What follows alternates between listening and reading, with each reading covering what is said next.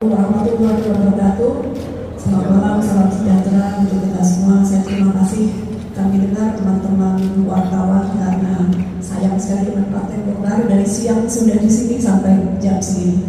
Tapi kami tadi perlu sedikit duduk bersama dan sekarang kami hadir. Saya yang ditunjuk untuk membuka, saya Mutia Hafid, Ketua Media Bidang Penggalangan Opini DPP Partai Golkar. Saya didampingi oleh Wakil Ketua Umum DPP Partai Golkar Bidang Hukum Bapak Agis Kadir, kemudian Ketua DPP Partai Golkar Bapak Aceh Hasan Sajili, ada Pak Iswara juga Ketua DPP Partai Golkar.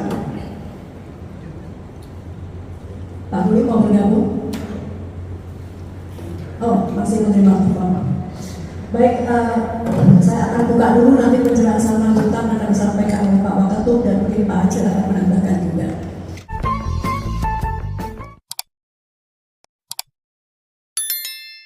Teman-teman sekalian, sehubungan dengan keputusan Ketua Umum DPP Partai Golkar Bapak Erlangga Hartarto untuk mundur yang telah disampaikan beliau pada Sabtu 10 Agustus 2024 tadi pagi hari ini, maka berikut respon DPP mencermati perkembangan politik di tubuh Partai Golkar saat ini.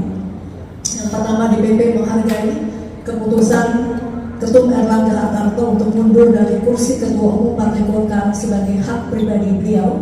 Keputusan beliau dibuat secara pribadi tanpa paksaan.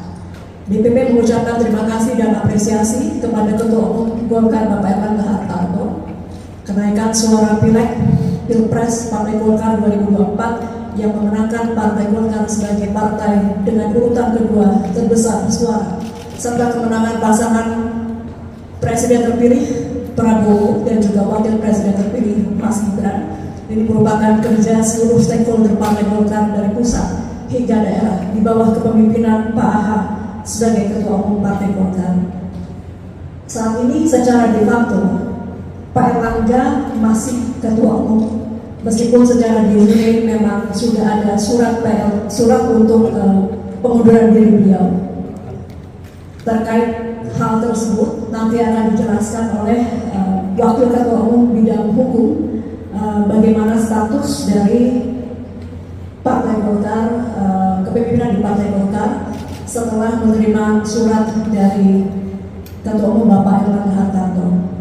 Sesuai pesan Ketua Umum AHA dalam penyampaian niatan pagi, DPP akan menyiapkan secara segera, secara tertib, secara damai, serta menjaga marwah Partai Golkar sebagai partai besar yang matang. Maka DPP akan melakukan pleno dan lebih lanjut tentang rencana pleno akan disampaikan oleh Ketua DPP Bapak Aceh Hasan Sajili. Kami menghimbau agar kader Partai Golkar se-Indonesia untuk tetap tenang serta menjaga kekompakan terutama menghadapi Pilkada 2024. Selanjutnya terkait konsekuensi hukum dari surat yang sudah disampaikan Pak Erlangga Hartarto, kami persilakan Wakil Ketua Umum Bidang Hukum yang terhormat Bapak Dr. Agis Kadir. Kawan-kawan sekalian dan kawan-kawan, kami hadir ada Pak Duli Wakil Ketua Umum, Bu Mutia, Pak Aceh dan Iswara salah satu ketua.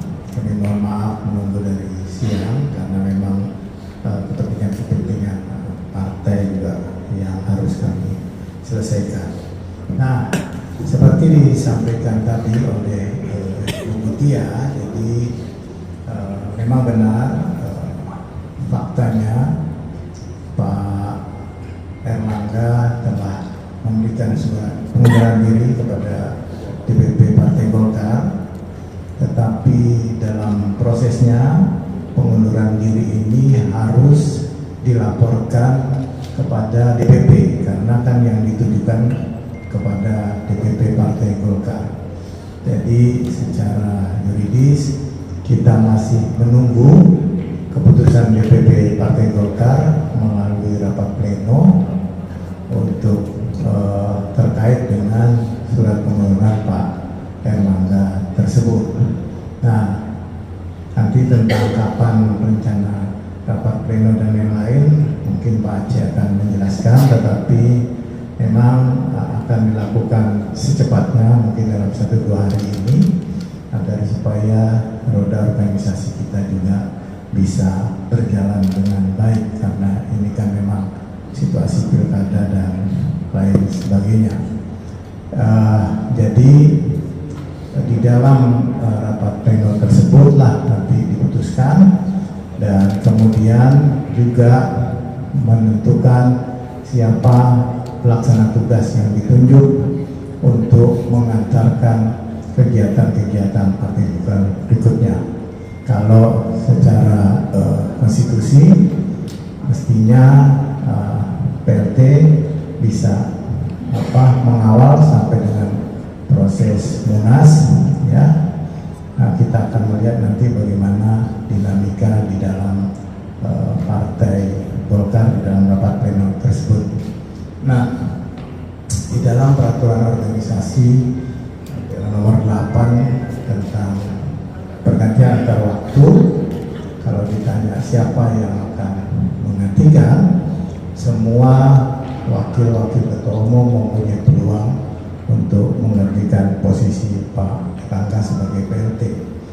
Jadi kalau ada yang menyampaikan harus ketua wakil ketua A atau ketua umum B, di dalam ADRT tidak disebutkan harus ke siapa, tetapi semua wakil ketua umum mempunyai kesempatan untuk maju sebagai PLT. Tetapi itu semua tergantung keputusan rapat pleno yang akan dilakukan dalam waktu dekat.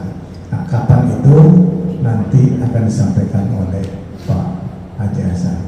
Nah, itulah kira-kira hal-hal hukum yang perlu saya sampaikan.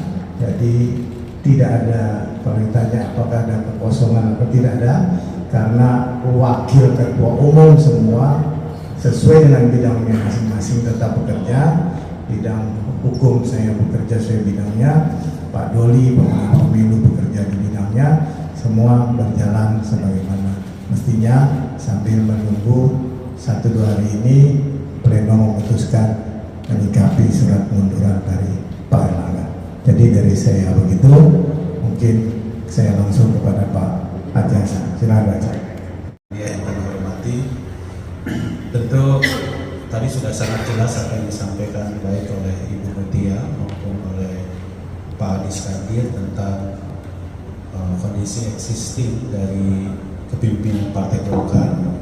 Jadi secara kepemimpinan tentu proses pengunduran diri Pak Erlangga Hartarto sebagai Ketua Umum Partai Golkar ini akan dibawa ke dalam rapat pleno DPP Partai Golkar yang akan dilaksanakan dalam waktu secepat-cepatnya.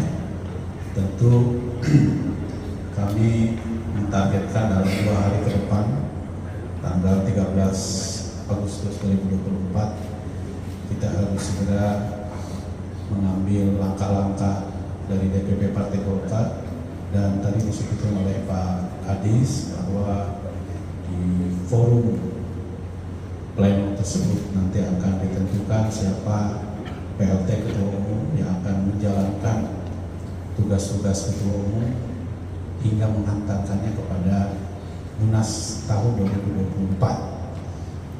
Bagi kami tentu proses untuk segera melaksanakan Munas pun itu didasarkan pada kebutuhan organisasi, karena kita semua tahu bahwa di depan mata kita akan segera dilaksanakan pemilihan kepala daerah yang membutuhkan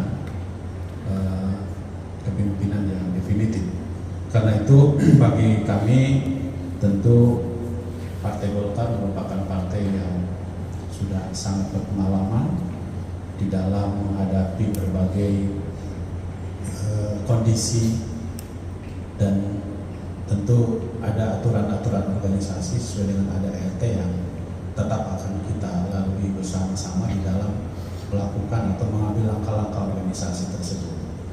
Dan sekali lagi tentu kami sangat menghargai keputusan pribadi Ketua Umum Partai Golkar Pak Erlangga Hartarto yang mengundurkan diri dan memberikan hormat yang setinggi-tingginya kepada beliau yang telah berhasil memimpin partai Golkar sehingga menjadi pemenang kedua di dalam pemilu tahun 2024. Dan kami tentu meminta kepada seluruh kader partai Golkar di seluruh tanah air untuk tetap menjaga kondusivitas, menjaga kekompakan, kita jaga suasana kondusif partai Golkar, tetap menjaga soliditas, solidaritas untuk berkontribusi menjalankan agenda-agenda politik kita. Saya kira itu.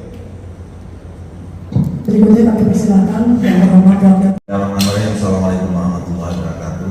Selamat malam, salam sejahtera bagi kita semua yang sama-sama kita hormati Pak Adis Kadir, kemudian Ibu Mutia, Pak Aceh dan Pak Iswara. Saya ingin memperjelas saja bahwa tadi pagi dan memang saya ikut mendampingi Pak Erlangga Hartarto menyampaikan pengunduran diri buat Partai Golkar. Pengunduran diri institusi ketua umum itu bukan sesuatu yang akan insyaallah akan mengganggu perjalanan roda organisasi Partai Golkar, karena insya Allah partai ini sudah punya pengalaman, sudah bisa berjalan sesuai dengan mekanisme yang selama ini menjadi rujukan. Nah, dalam anggaran dasar rumah tangga, saudara sekalian, bahwa Munas luar biasa itu bisa terselenggara apabila ketua umum itu mengalami 3 hal. Yang pertama adalah apabila seorang ketua umum itu berhalangan tetap. Kemudian yang kedua, terkena masalah hukum. Dan yang ketiga, apabila ketua umum mengundurkan diri. Jadi sebenarnya dengan pengunduran diri Bapak Erlangga Hartarto sebagai ketua umum, tentu itu sudah menjadi syarat untuk mencari ketua umum yang baru melalui forum musyawarah nasional luar biasa. Tetapi untuk menuju ke sana juga ada proses dan tahapan yang diatur juga dalam mekanisme organisasi. Nah, tadi saya menegaskan bahwa secara de jure Bapak Erlangga Hartarto masih melekat jabatannya sebagai ketua umum, karena pengunduran diri itu akan dilegitimasi oleh sebuah institusi yang namanya rapat pleno, yang insya Allah mungkin dalam waktu dekat, mudah-mudahan makin cepat makin bagus. Kami rencananya paling lambat Selasa mungkin insya Allah akan melaksanakan rapat pleno untuk menerima dan melegitimasi surat pengunduran Pak Erlangga Hartarto sebagai ketua umum. Nah, jadi kalau ditanya dari tadi pagi sampai nanti rapat pleno, siapa yang bertanggung jawab terhadap organisasi ini? Kita juga sudah membagi tugas, ya, bahwa kepemimpinan di Partai Golkar ini sifatnya kolektif kolegial. Kalau ketua umum itu berhalangan, tugas-tugasnya sudah diambil alih oleh wakil ketua umum berdasarkan bidangnya masing-masing. Jadi secara de facto sekarang DPP Partai Golkar itu diurusi oleh para wakil ketua umum berdasarkan dengan bidangnya masing-masing. Nah, tinggal secara jujur nanti pada saat rapat pleno dilaksanakan, kita akan menetapkan, menerima surat pengunduran diri itu, dan kemudian otomatis secara de facto dan de jure Pak Erlangga Hartarto sudah dinyatakan mundur secara tetap dan tidak lagi menjadi ketua umum. Nah, baru pada rapat pleno itu nanti akan ditetapkan, dibahas siapa yang akan menjadi pelaksana tugas ketua umum, sampai nanti musyawarah nasional luar biasa itu dilaksanakan. Dan betul tadi apa kata Pak Adis Kadir, kita punya 11 wakil ketua umum. Nah, tentu wakil ketua umum ini yang nanti akan dimusyawarahkan ya di dalam rapat pleno untuk ditetapkan menjadi pelaksana tugas ketua umum DPP Partai Golkar. Jadi insya Allah juga saya sampaikan kepada seluruh kader keluarga besar Partai Golkar, insya Allah roda organisasi Partai Golkar kita ini yang kita cintai akan tetap terus berjalan. Proses menghadapi pilkada, terutama ini buat bapak-bapak dan ibu-ibu yang selama ini berinteraksi dengan Partai Golkar dalam proses pencalonan, apakah itu kader Partai Golkar atau kader partai yang lain, insya Allah tidak terganggu. Bapak-bapak dan ibu-ibu tetap akan bisa didukung dan dicalonkan oleh Partai Golkar apapun yang terjadi saat ini dalam tubuh Partai Golkar. Jadi insya Allah Partai Golkar tetap siap menghadapi Pilkada 2024. Saya kira itu saja yang bisa saya sampaikan. Terima kasih. Selamat malam, selamat sejahtera semua. Bila taufiq hidayah.